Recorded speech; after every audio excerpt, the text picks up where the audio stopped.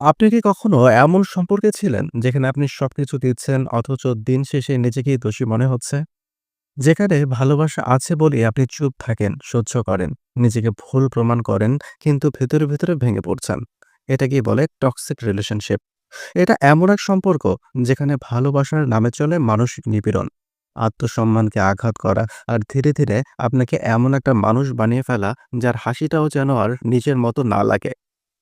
মনোবিদরা বলেন টক্সিক সম্পর্কের সবচেয়ে বড় সাইকোলজিক্যাল সিগন্যাল হচ্ছে ইমোশনাল ম্যানিপুলেশন। মানে আপনি কষ্ট পেলেও সেটাকে স্বাভাবিক বলে উড়িয়ে দেওয়া, আপনার অনুভূতিকে অবহেলা করা।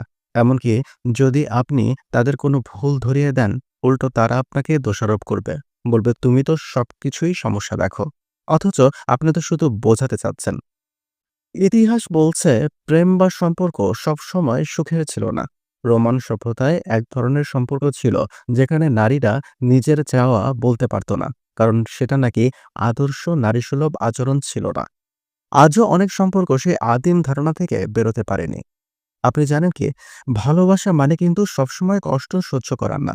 ভালোবাসা মানে সম্মান, বোঝাপড়া আর স্বাধীনতা।